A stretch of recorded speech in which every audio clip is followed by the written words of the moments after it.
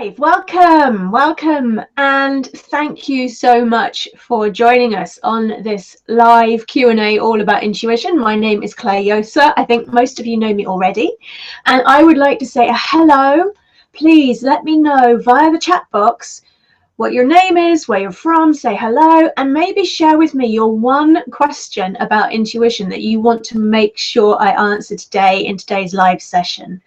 So for those of you who haven't met me, I am an NLP trainer, I'm an author of 4 books, I'm a meditation teacher, and I used to be an engineer. And I've been a business coach and mentor for over 12 years. And what I love doing is balancing the ancient wisdom with the inner engineering logic and the NLP mastery on how your mind works to help you unravel the problems you're seeing in your life. So what I've been doing in the Intuition Breakthrough Blueprint is helping people do this with their intuition, is how to connect with your inner wisdom in a left-brained, logical, rational world where everything has to be data-driven and justified. So I'm hoping you're going to find that useful today. And I've got a load of questions from our Facebook group, so I'll start with those. But first, just to make sure everybody can hear me, could you, in the comments box, in the chat, have a quick hello and let me know where you are and what you'd like to know today. There's a slight lag when I ask you things. It takes a little while for it to reach you. So I'm going to start with the questions, and as your comments come up, then I will dive in and answer them for you. So going to our Facebook group. One of the first questions we had was from Jenny. How do I learn to trust my intuition and drown out the negative competition? That is an absolutely brilliant question. How do you learn to trust your intuition?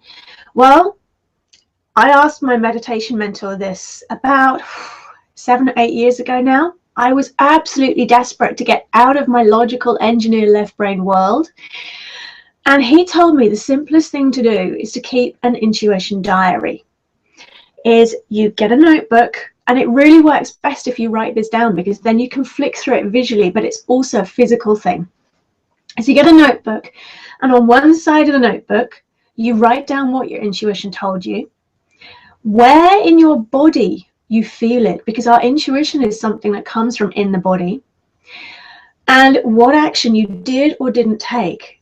And then on the other side of the notebook, on the blank page, in the future, you write down what happened. What did you notice? Did trusting your intuition work? Did it not? And when you start tuning into this more often, you can start giving your intuition marks out of 10. So when you're writing down about intuition, how strong was that feeling? You know, sometimes we get like a 9 or a 10 out of 10 and we still don't act on it.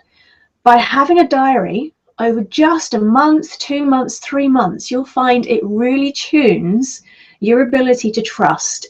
It convinces your left brain that you can trust your intuition. So that's my top tip for how to learn to trust it, is to keep a journal and to have that blank page and go back every now and then and notice what happened. So next question. Again from Jenny, is how come my intuition is right and where does it come from? Now, we had a brilliant discussion a couple of weeks ago in our Facebook group about what is intuition. And what I found fascinating was it's different for each of us. Intuition, instinct, inner wisdom, it's a big mishmash. But the way I like to think about it is your instinct is the primal bit. It's the bit that comes from the reptilian part of the brain that's protecting you, that says, oh no, there's a saber-toothed tiger out there. I think you need to take some action. So your instinct is a very gut thing. We talk about gut instinct. And it's also very short term. You meet somebody, do I trust them? Do I not? Am I safe? Instinct often answers the question, am I safe? And because it comes from the primal part of the brain, it's all about fight or flight.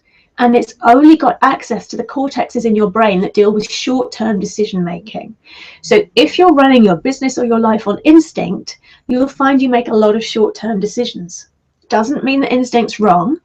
Where intuition differs, instead of answering the question, am I safe? Intuition answers the question, what is the highest thing I could do right now? What's my path?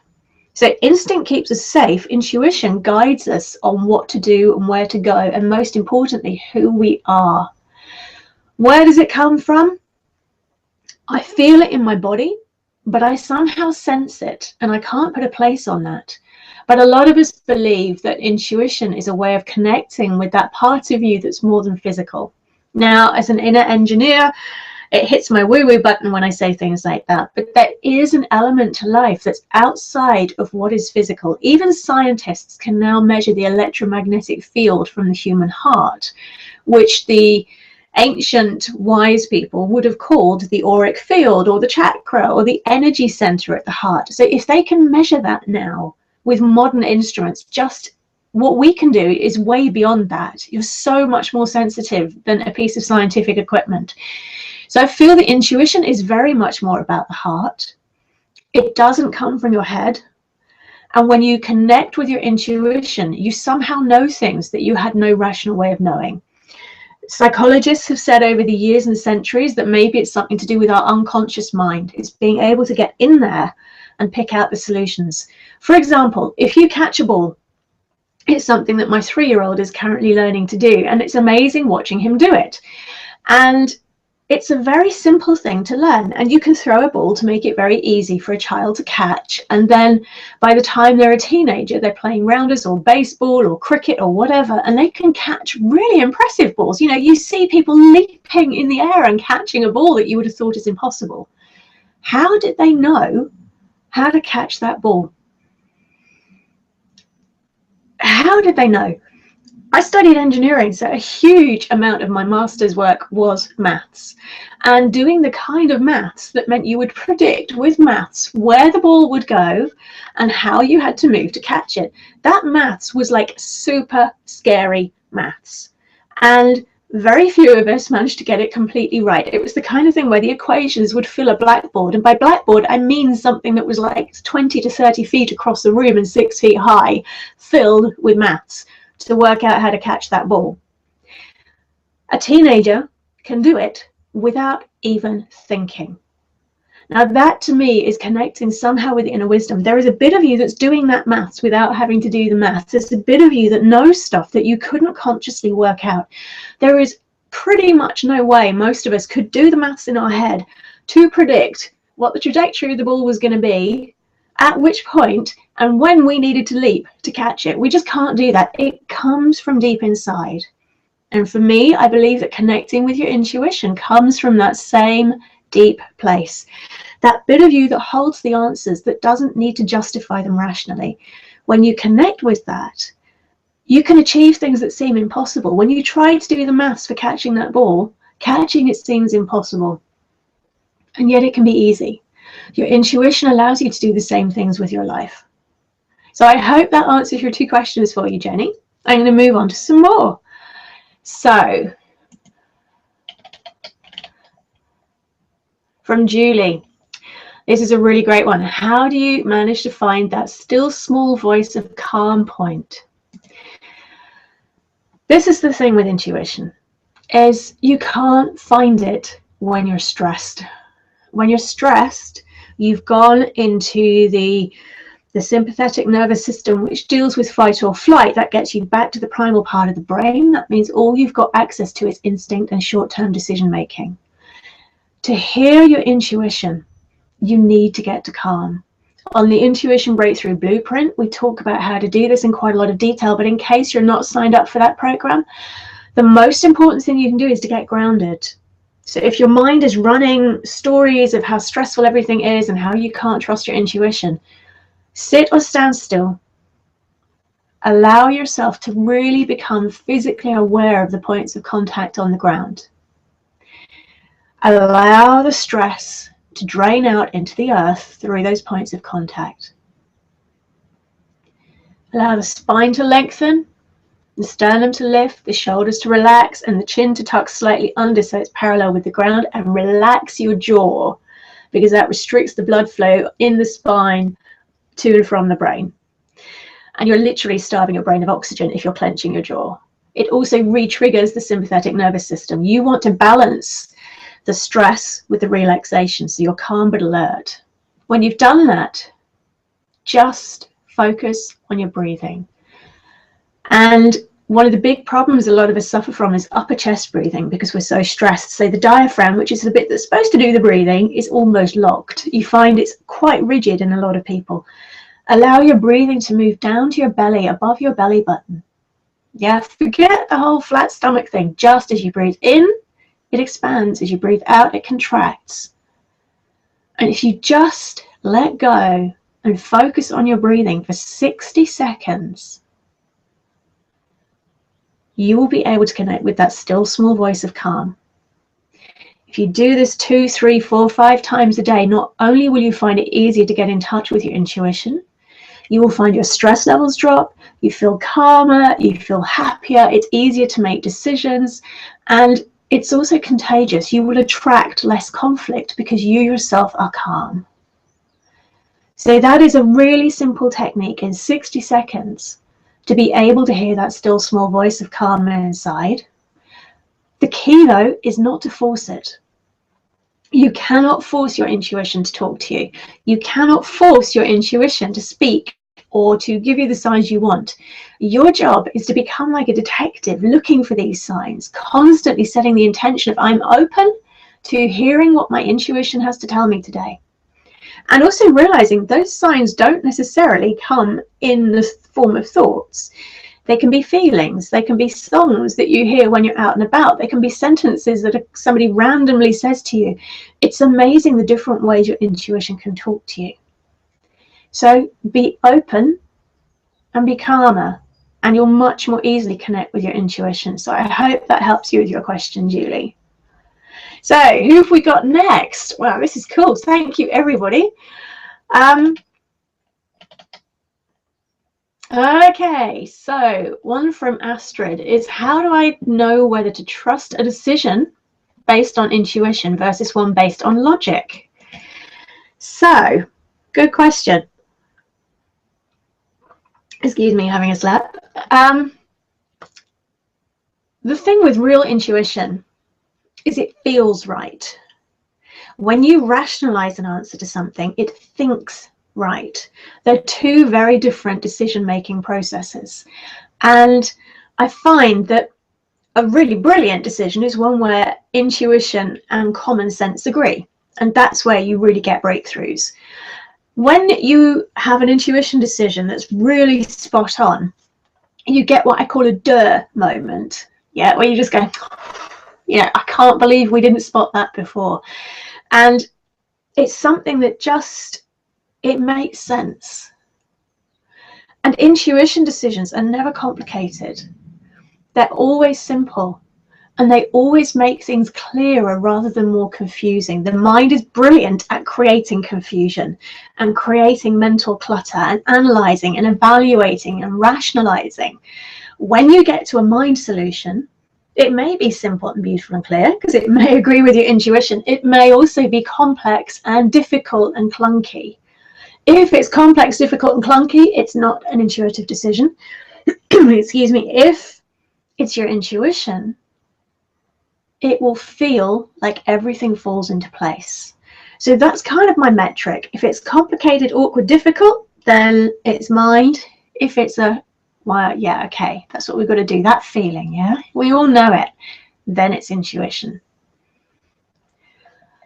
So who's next? Okay, now this is a really important one. This is from Liz, and she says it's easy to worry about trusting your intuition because if you make a mistake with it, it can affect other people. So my question, throwing this right back at you, watching this right now, everyone, is it your intuition that's the problem on this one, or is it the decision? We all find it hard to make decisions that will affect others, and yet so few of our decisions are independent of others. So often when this one's running, it's actually fear of the decision rather than fear of the intuition. And one thing I've found over the years, both with myself and working with my one-to-one mentoring clients and my business coaching clients with intuition, is when intuition is right, there's a knowing that at some level it's for the highest good. I have never yet come across a situation where intuition has deliberately caused somebody to do something unkind. You can sometimes have to make really hard decisions. And I know that back in my corporate days, I've been a manager in companies where we've had to make really hard decisions. But when it's an intuitive decision, it comes from the heart, not the head. And the fact that you're even asking yourself this question, Liz, and all the rest of us who ask this question, means that you want to come from the heart, which is actually the biggest step. Caring about how your decisions will affect others is an amazing thing to do. So if you've got a decision, your intuition is saying, I need to be doing this, and there's somebody out there who's not going to like it, ask yourself, go and do that breathing technique I just taught you. Ask yourself, what can I do, or how can I do this to mean that it's for the highest good of all and causes the minimum pain? Because there will be a way.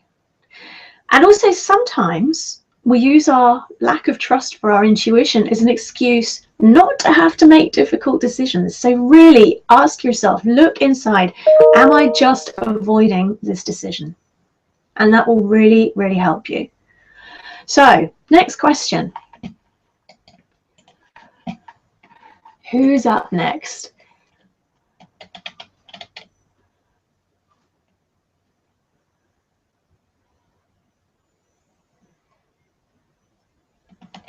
So trusting your intuition. This one's from a dear friend of mine, actually. How do I know that my intuition is right? And how do I overcome my fear of following it when my head is telling me otherwise? So trusting your intuition can be really scary. I remember back at the end of my corporate days in 2003, I was head of market research at Dyson, famous for its brightly coloured vacuum cleaners and its very funky hand dryers. And being head of market research for a company like that was a pretty cool job. And I could have taken the leap into all sorts of careers that would have been very high income, very high pressure.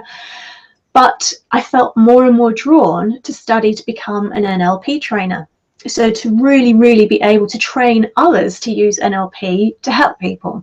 And NLP, for those of you who don't know, neuro-linguistic programming, it's kind of like the user manual for your brain, or I like to think of it as engineer's psychology. It takes psychology and it makes it practical in ways that you and I can use while we're waiting for the kettle to boil. So I'd studied to be a practitioner and then a master practitioner, and I somehow knew the next step was to become a trainer. I didn't think I ever wanted to become an NLP trainer, but I knew I needed to study the course, because when you do the course, the level of personal development you go through to become certified as a trainer is huge, and I knew I wanted that. And there were so many signs that it was the right thing to do. It was a month-long intensive course. I knew I couldn't get the time off work as a sabbatical. I knew if I wanted to do the course, I was going to have to choose between doing this course and my entire corporate career. And my entire corporate career was looking pretty good and it was going great places. And somehow I knew I had to trust. I wasn't brave enough. So it's like the universe kept putting obstacles in my way, saying, no, come on, prove to us you want to go on this route. Some of those obstacles were totally crazy, but I still managed to get around them. And the more I trusted my intuition and made it round the obstacles, the more I realized that my path was right. And I took that leap, and it was as though I jumped off a cliff, and I trusted that like a condor, I would find the thermal before I needed to learn how to flap my wings. And I did, because I knew I could make a much bigger difference in the world doing what I do now than working in anybody else's company. So how did I know it was the right decision? Because I looked for the signs and I asked my heart, and I had to put my head on hold, because the rational decision would have been, don't do this right now, carry on with your career. You're doing fine, thanks, girl. You're already a master practitioner. What do you need to be a trainer for? So how do you learn to trust your intuition? I would strongly suggest you start with baby steps. And if your mind gets in the way and starts telling you stories, press pause and ask yourself, is this a genuine objection? Or is this my mind just saying it's scared? Because both are okay. If it's a genuine objection, ask your intuition for a solution. Give it a job. I need a solution to this objection. Your intuition will give it to you. If it's your mind just being scared, so it's telling you a story to distract you, you will know. You will know, because it all happens up here. You'll feel it in your head. If you bring that thinking down to your heart, suddenly you'll see the truth. What's real in this? What's story? What's projection? What's really here? When you start taking out the drama and the soap opera, you'll find out what the real objections are, because your mind might be spotting something that you haven't noticed that needs to be handled. So be open to it, bring the energy from your head to your heart, and ask yourself, what's real? So I hope that's helped on that one. So who's next?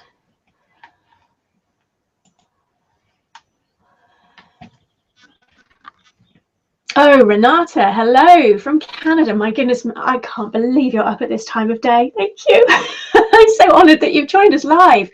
Okay. Monkey mind versus intuition, still arguing in your head. I hope we've covered some of that for you today. If you feel we have, please add it in the chat comments.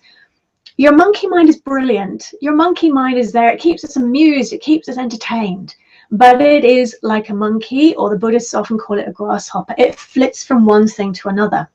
Now, one thing to tell the difference between monkey mind and intuition is your monkey mind, it does jump. Your intuition is solid and grounded. So if you've got a problem you need to solve and it's a monkey mind getting in the way, the answer will keep changing. I could do this, I could do this, I could do this. If it's your intuition, it stays constant and steady, and the solutions they won't jump around. You might find there's a seismic breakthrough, but they won't jump around. When your monkey mind is arguing in your head, as we just said, it's bring the energy from your head to your heart and ask, what would my heart advise? What would my heart advise? And really watch for the stories, because I had a lovely example with somebody I was working with recently who was telling me a story about how they had got completely worked up about something somebody had said to them. And this person had been so unkind and so unfair. And this person, even just telling me the story, you could see the whole physiological reaction happening.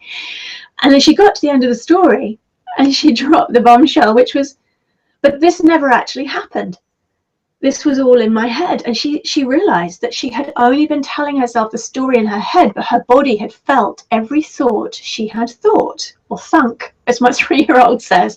So the monkey mind has the ability to craft stories that take us away from truth, both mentally and also at a really deep physical level. And we can press pause on those stories, go and do the breathing technique and just say, okay, what is story? What is real? Are there any objections that I really need to deal with here? And then deal with them, because the objections might be valid. The monkey mind wants to be heard. Yeah, I see it in my kids the whole time. If they feel they've not been heard, they get louder and louder and louder until they are. If you push away your monkey mind, as Carl Jung said, what you resist persists. If you push it away, if you resist your monkey mind, you're actually giving it all your power and all your attention. I don't want to hear you. I don't want to think about you. Will you please shut up? No. Hear it. Sit down. Give yourself 60 seconds. Tell it can download its whole story, all its worries. 60 seconds. Job done. What's true in this? Is there anything I need to take action on? And then ask your heart, what's the answer? So that's a brilliant first stage, and I really hope that's helped you, Renata. Let me know if you've got any more questions today.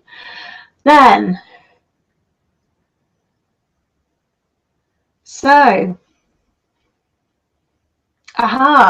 one from Debs. How to trust your body when you've had a tumultuous relationship with your body in the past? Well, I would strongly suggest breathing. Okay, and I don't mean, obviously breathing is not optional, because if you weren't breathing right now, you wouldn't be watching the webinar. When you reconnect with your breath is the connection between your mind and your body and your energy. In the ancient wisdom, the breath is known in so many traditions as prana, as chi, which all means life force. Your breath is your life force. When you've had a tumultuous relationship with your body, what it translates to is that somehow there's been a disconnect, there's been a judgment, there's been a rejection in one direction or the other. And it's really brilliant that you're looking at your relationship with yourself. If you just focus on mindful breathing, you can use the simple technique we covered earlier as a start. Mindful breathing to reconnect with your body, because when we've had problems with the body in the past, we disconnect and we go into our head. So mindful breathing and grounding. So on the Intuition Breakthrough Blueprint, one of the first things we do is a fantastic yoga pose called Tadasana, the mountain pose, which is literally a standing pose. That mountain strength of really being grounded. And then there's an extra technique we add in called the vertical alignment breath, where you breathe in from the earth to the heart, out from the heart to the sky, in from the sky to the heart, and out from the heart to the earth. What you're doing there is you're using the breathing to ground yourself and to reconnect with the whole of your body. I would strongly suggest mindful breathing for you. When you're grounded in Tadasana, I would also suggest that you maybe just go to the parts of the body that you are in conflict with one at a time and really gently breathe in and breathe out. And as you breathe out, set the intention of I let go. And allow yourself to be completely safe with this. In a webinar, I don't know what the issues are that you've faced, and it wouldn't be appropriate for me to guess what they might be. But really be gentle with this process, breathing into that body part, allowing it to feel safe and surrounded and accepted, and then breathe out. And breathing, being fully aware of your breathing and allowing that breathing, whatever level of breathing you can manage, to be natural and comfortable and as close to belly breathing as you can, that will make a huge difference. It's coming back in this moment. Often when we're rejecting our body at some level, we're actually rejecting the present moment rather than the body, and the body is just the means we're using for that. Does that make sense? So how to trust your body because you feel your intuition in the body. I would strongly suggest you start with acceptance, because when we don't trust, it's normally because of rejection. The fact is we've all got our own body issues. Whether it's a physical ailment, whether it's an injury, whether it's feeling unhealthy, we've all got body issues, and we all, when we run those issues, push that issue away. We reject part of the body, which means you're rejecting part of yourself. So coming back to the moment, getting grounded, mindful breathing, and acceptance. I'm not asking you to do anything else. If you need more pointers on this, please email me, because you'll have my email address as part of the webinar here. Acceptance. Come back into the now, breathe in and breathe out. If you can get to the stage of filling that body part, imagining you're filling it with a soft, warm, golden light, that can actually start creating a healing relationship between you and your body. But I think that's probably a topic for another webinar. So I hope that one's helped. So who's next? I've got, okay.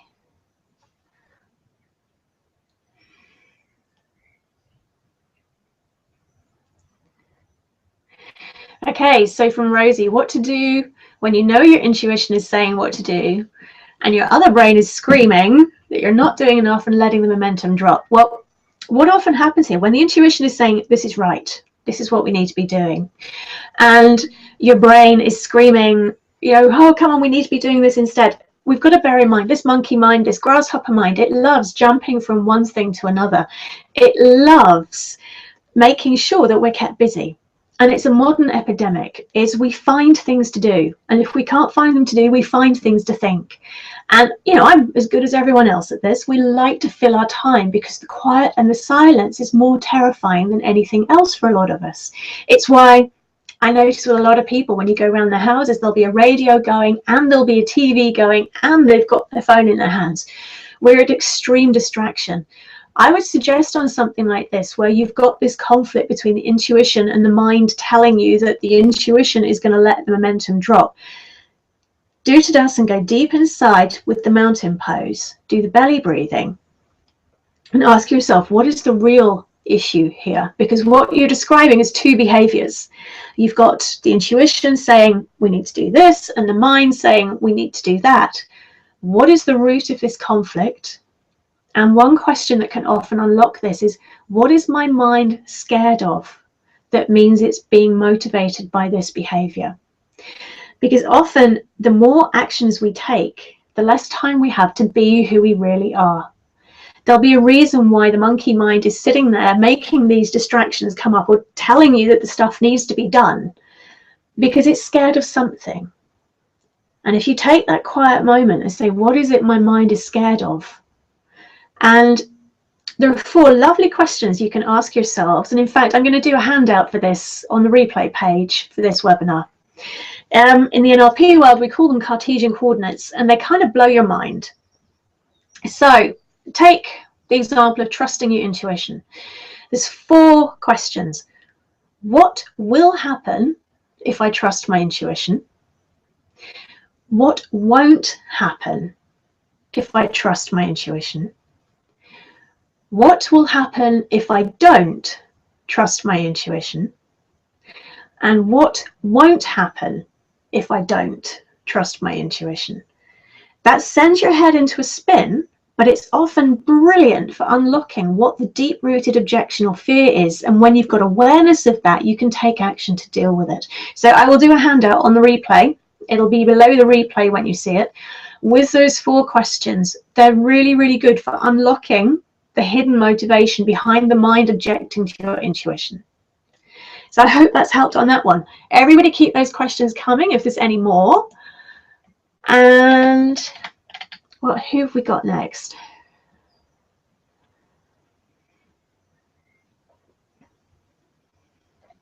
Great one from Jill. How do you convince others about a decision you've made using your intuition? How do you convince others? Well, when it's your intuition and you've got that kind of duh moment and it's complete clarity, often others don't need convincing. But it also depends how you go in about negotiating. There's a lovely thing that I do in NLP Diploma, which is an entry-level NLP training course, where you talk about rapport, standing with somebody else in their map of the world without judgment. And that if you want anybody to come with you on a journey somewhere, and I'm talking a metaphorical journey, you need to start with where they're standing. But what most of us do is we've got this great big chasm between where the person is and where we want them to go. And we're standing on the other side of it saying, hello, Cooey, come over here. The grass is so green here, you'll love it. But it requires them to firstly decide they want to move, and secondly, walk over a scary bridge to our side. And it doesn't work. And when you want to convince somebody who's very left-brained that your intuition is right, if you do it from standing over here going, hey, my intuition's great, come and trust my fluffy stuff, it's not going to happen. You need to go and stand in their shoes and imagine what it is that they might be scared of. And imagine how you need to explain this to them in a way that they'll understand, that will inspire them to come over that bridge and join you with where your intuition says you need to be. You cannot force somebody to believe your intuition. In a business environment, you often do have to put a solid case together, but true intuition can create a solid business case. But I would suggest you go and stand next to them in your mind's eye, stand in their shoes and look at what their objections might be. What might the fears be that they have that would stop them from trusting your intuition? Deal with the fears, and then if the intuition is clear enough, they will come with you. But also your job is to be completely convinced yourself, because when we're completely convinced about something but not attached to others being convinced, that's when it becomes magnetic. When you do it with an open heart, we've all seen people presenting and they're so in alignment with what they're presenting, but there's also no judgment. They're not telling you that you're wrong. They're saying, I know this to be true and I'd love you to believe it, but I'm not going to try and force you to. But here are all the reasons why it feels right for me. That is much more compelling than somebody coming in saying, you're wrong, and these are all the reasons why you're wrong, and this is why you should think what I think. So it might be that you could play with some things around that. I'm sure you know well the people that you've asked this question about. How could you be open-hearted but completely convinced and completely solid in your trust of your intuition? Because when you are absolutely in alignment, there's very often little convincing to be done. So I hope that's helped on that question. Any more?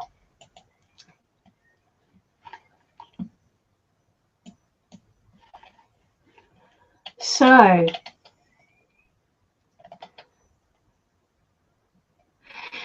great question from Melissa here. My intuition has been way off before. How can I learn to trust it now? I'm going to make a confession here. Live on the internet, nobody's watching. I had a situation a few weeks ago where what I thought was my intuition was way off, and it could have been so embarrassing if I'd acted on it. But when I stood back afterwards and looked at what had happened, I realized it wasn't my intuition at all. It was my monkey mind playing with my instinct. So I'm going to be absolutely open here. I was sitting in a meeting, and it was quite a big meeting, and I knew everybody in the room apart from one person. And the one person was sitting next to me, and I had put my meeting notes and my mobile on my chair and gone to catch up with a few people I'd not seen for a while. And when I came back to sit down at the beginning of the meeting, and it had basically started, my mobile wasn't there. And I was like, oh my God, my mobile's gone. My mobile's gone. I know I brought it in. I remember turning it off as I walked in the room, so I couldn't even phone it to find out where it was. And I just sat there going, I can't believe my mobile's gone. My mobile's gone. My mobile's gone. And I don't know if it's insured. And, all this panic and the story the monkey mind tells you. And the woman next to me whispered in my ear that she had to pop out and run a quick errand in the middle of this meeting, which was a very unusual thing for someone to do. So I didn't know this woman. She tells me completely unprompted that she's just got to pop out and she'll be back in 15 minutes. She picks up her bag, looks at me, looks at the door, and leaves. And my monkey mind told me where my phone was. And so I'm sat there going, oh my God, my phone's just left the room and it's switched off and I've got no way of phoning it. Yeah, so the stories I'm so embarrassed telling you this. The lady came back and I'm sat there doing this terribly British thing of, do I say anything? My phone's gone. There was nobody near my chair apart from this person, and decided not to, and waited till there was a break in the meeting. And I just thought, I just don't know what to do. But I kept telling myself, my intuition was telling me that she'd taken my phone. I was mortified at myself when I stood up. I had been sitting on my phone for the whole meeting. The chair was one of those weird chairs that it just seemed to have a dip in the right place that the phone was there. And even though I'd been rummaging around under my bottom, I couldn't feel it. I was so embarrassed. And then it hit my button. Oh no, but my intuition told me she had my phone. No, it didn't. My instinct of, am I safe, was triggered by the unusual behavior from a stranger, which then fed my monkey mind stories of somebody's stolen my phone. It was all fear-based. There was nothing from the heart. All of those body places that get triggered when it's genuine intuition were not triggered. I allowed my monkey mind to convince me. So I'm actually really pleased it happened, because sometimes it's really easy to just go steamrolling ahead, trusting your intuition. And actually, it's not your intuition. So in that case, if I'd stopped and I'd grounded and I'd centered, and of course I'd gone into the fight or flight of somebody stolen my phone, I wasn't grounded, I wasn't centered, I wasn't connected. I was feeding the monkey mind stories and using that logic to justify and rationalize. When you practice tuning into your intuition, you'll find it generally comes up in the same way, in the same places in your body. When you find your intuition is triggering a kind of an adrenaline stress response, then that's your warning sign it's not your intuition. That day, if I hadn't been feeding those stories, I would have spotted it was an adrenaline stress response, which means it couldn't be my intuition telling me it was right. I was feeding the story, I was feeding the drama, and I felt that stress and tension rising higher and higher and higher. That was my sign that it was my monkey mind. How can you learn to trust it again when you got it wrong? I would say go back and do the journal I talked about. Yeah, I got in my journal that night all the reasons why it wasn't my intuition, and I'm so glad I didn't act on it. It would have been so embarrassing and so hurtful for her. It taught me some very important life lessons. How can you learn to trust it? Little things. Start small, and also have a daily radar when you get out of bed. I'm going to look for ways I can trust my intuition today. The more you build on it, the more you'll get that contrast, and the more you'll be able to easily spot the difference between intuition and monkey mind. So I hope that helps. The diary is one of the best ways. And when we're really honest, intuition isn't actually wrong that often. Normally, when it doesn't hit the target, it's because it wasn't intuition. Does that make sense? So I hope that's answered that question. So who have we got next?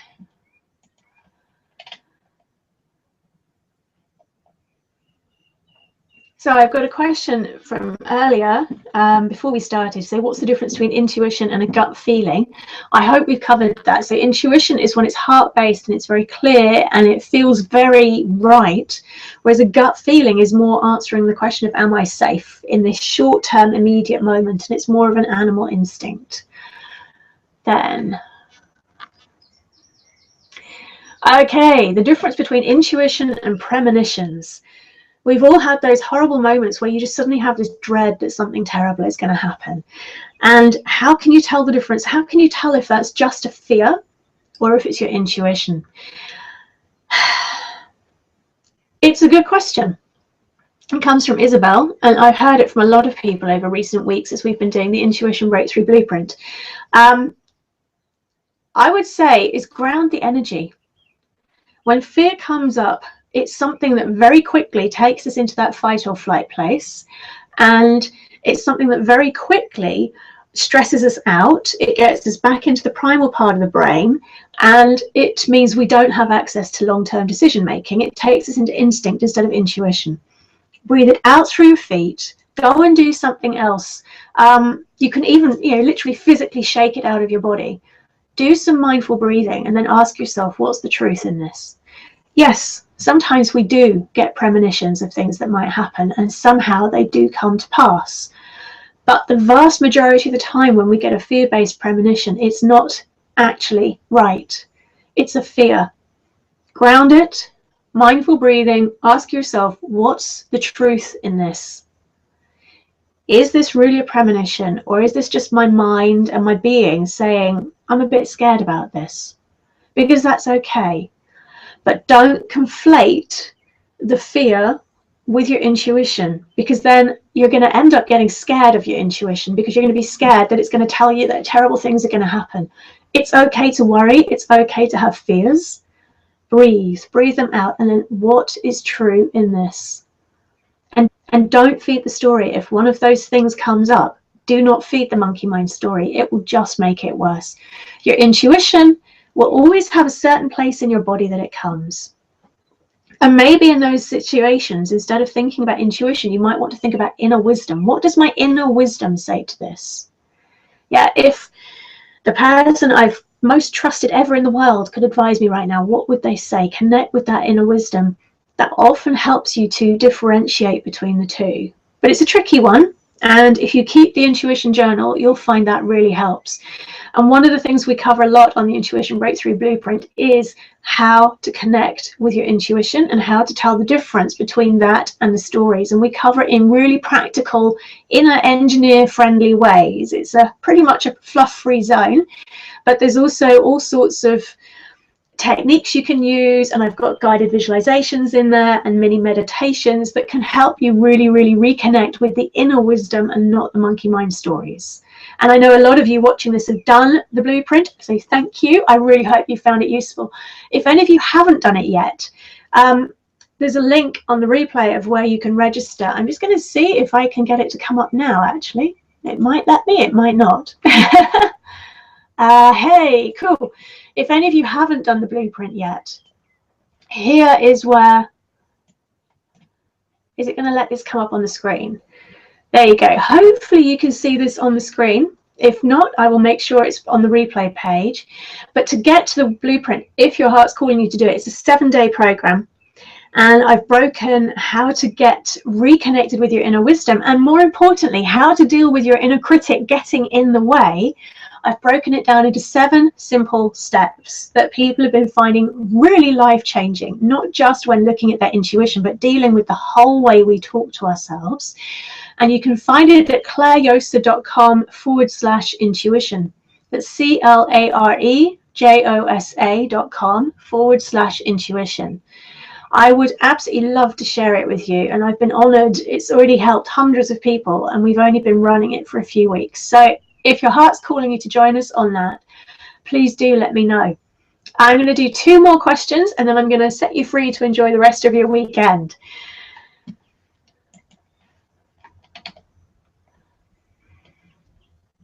Good one from Kim. I like this one as well. Great questions, thank you. You make it so easy to do a Q&A with such fab questions. How do I know it's my intuition or just what I think I want? Well,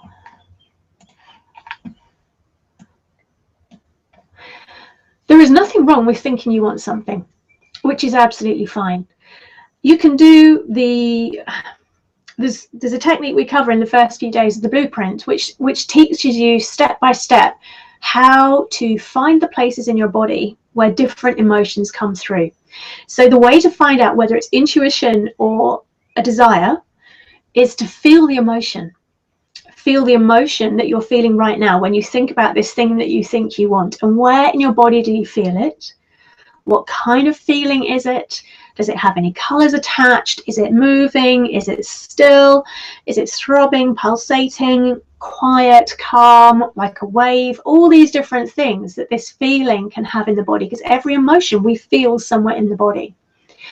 And then shake that off and think back to a time when it really was your intuition and run that process again. Where in your body do you feel the emotion that goes with pure intuition, pure deep knowing, inner wisdom? Where is it? What kind of shape and size? Is there any movement? Is there any sound, any images, any colors? And then compare the two. When it's your intuition and not just your monkey mind's desires, they'll feel quite similar.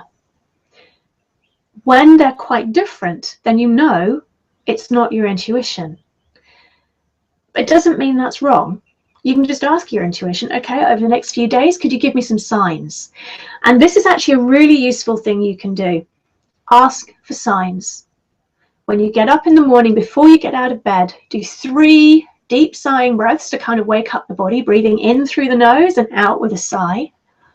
And then ask yourself to help. Ask that inner piece of you, that inner wisdom to help. Give me signs today to help me make this decision.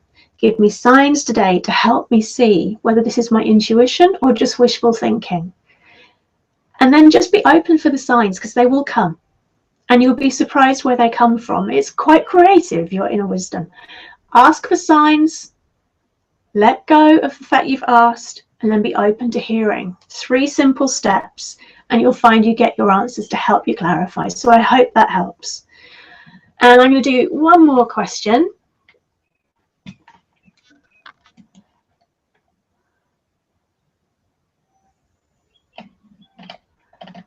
Let's see, which is there a topic I've not covered yet? I really hope I've covered everything you wanted me to cover today.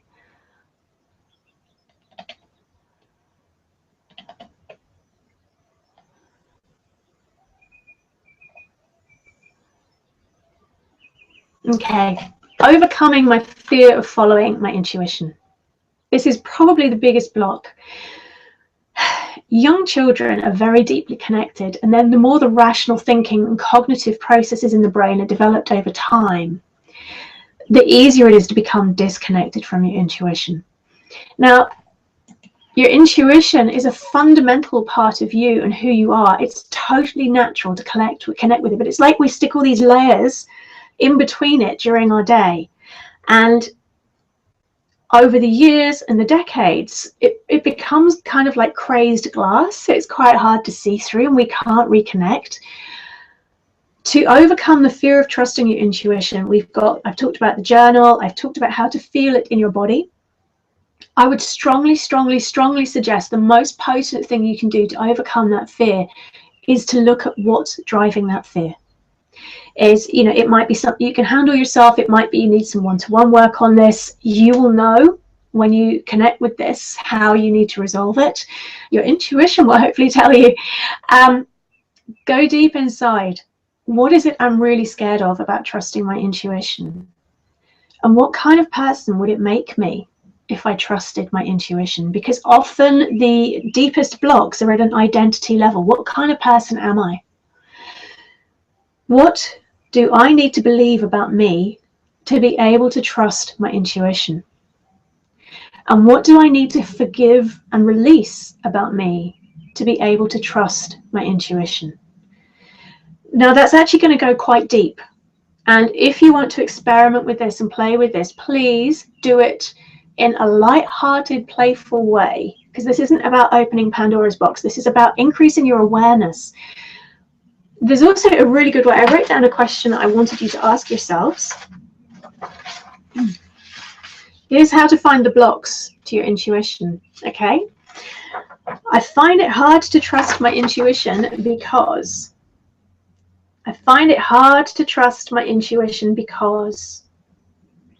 Now, what comes after that because is gold dust. Because it's been wrong in the past, or only fluffy people trust their intuition. I don't know. It's different for each of us. I find it hard to trust my intuition because. Scribble the answers down unedited on a piece of paper. And then you can go through them one by one and ask yourself, is it true? Because often it's not. You know, these beliefs and these excuses and these old fears and blocks are actually not true. They're out of date. They're not valid anymore. And then you can ask yourself another question for each one, which gives you the solution. What do I want instead? I call this my magic question. What do I want instead for each of those? And make it something you can actually have some control over, because you can't change anyone apart from yourself.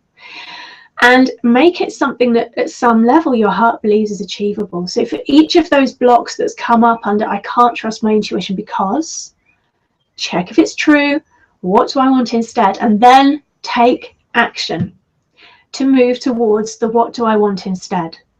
It's an amazingly simple way of clearing out the blocks, but amazingly potent. If you need to go and book a one-to-one with someone to get it done, go and do it. If you need to find a friend to talk you through it, go and do that. You're not alone. It's something that's so important to me. And every course I run is that we have a group that goes with that course so that you're not doing it on your own. Because whether you come up with a block or whether you want to celebrate an achievement, being able to do that with other people is so important. And the kind of work I love doing, it's often the case that in our circle of friends, we might not have people who understand what we've just done, what we've just released, yeah? So this is why I always have the groups there. Get into the group. I've got this block. This is what I want instead. I'm totally stuck on how I can get to that point. Anybody got any ideas? You're not alone. Go and do it. The freedom you will experience as you gently clear out these blocks. It's not about releasing. It's not about getting rid. It's not about pushing away. It's about releasing and letting go. That freedom, that clarity, that connectedness you'll get, even if you just deal with 2 or 3 of these blocks in the next month, is so potent. It will create enormous shifts for you in your life. So I hope that answers that question. I'm going to draw the Q&A to a close because I think that's probably enough for you to take in today. I do want to talk to you about something that we could do. If you've enjoyed the blueprint and if you've enjoyed working together, I would be doing you a disservice if I didn't tell you about what we're doing next. And I know that some of you who are on this live call have already joined me, and I'm so excited. I'm so excited. I have felt very called for a long time to be able to work with a group of passionate people who want to dive in deeply to do the inside work so that they can get on with changing the world.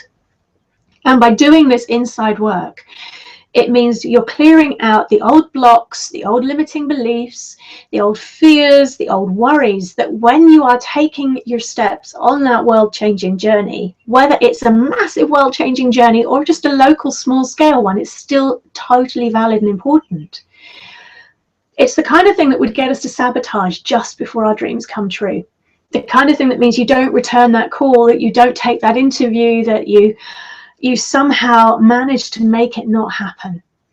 And the blocks and the fears and the limits and the excuses and everything that we store and we set, that we stand by for this, they're all real to us in that moment. But when we deal with them when we learn how to handle the inner critic, when we know how to handle the monkey mind, when we really dive in more deeply below the thoughts and we get to the beliefs and we get to the values and even the who am I stuff, the real core identity, when you lay those firm foundations, anything else you want to build in your life will be so much more solid. So I've made a commitment to those of you who are ready to make a commitment to yourselves, that I've created the Authentically Awesome Business Mastermind.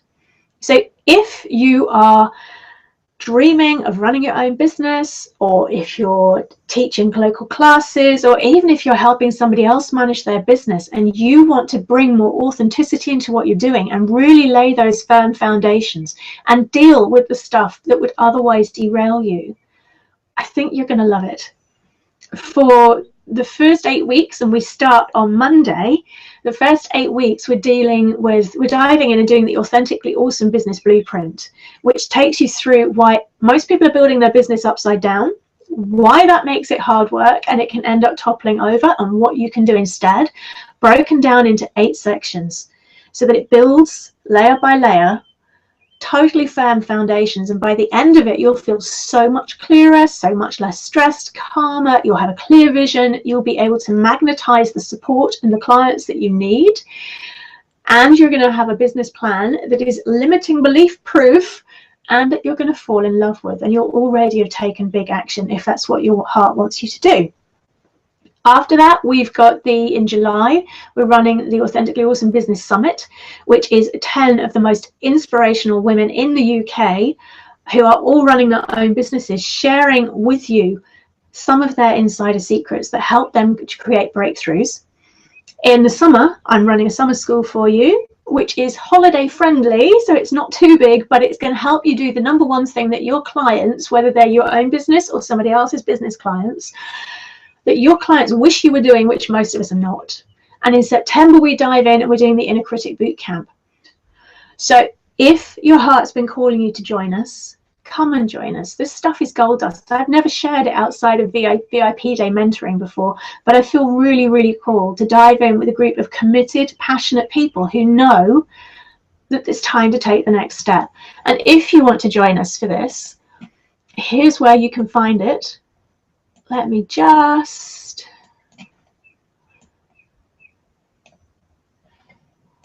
there you go. So it's making a commitment to the future you today. It's an 8-week program leading into the mastermind. At the moment, there are some incredible early bird bonuses, and also the price will be going up over time. So this is the lowest the price will ever be. And if you join us today, you get that price for the life of your membership. So when the price goes up, and it will be at least double by the end of this year, you will only pay this. As long as you're still a member, you stick with the entrance price, which is just incredible. I hope today has been useful for you. I really, really hope you've enjoyed the webinar. I hope you've had answers to your questions. If you've got any more, please let me know. If you've not joined the Intuition Breakthrough Blueprint yet, please do. If your heart's calling you to join the mastermind, I would be honored to share the journey with you. And I would like to say a huge thank you to you for taking the time to watch this webinar, and a huge thank you to you for any actions that you take as a result of it.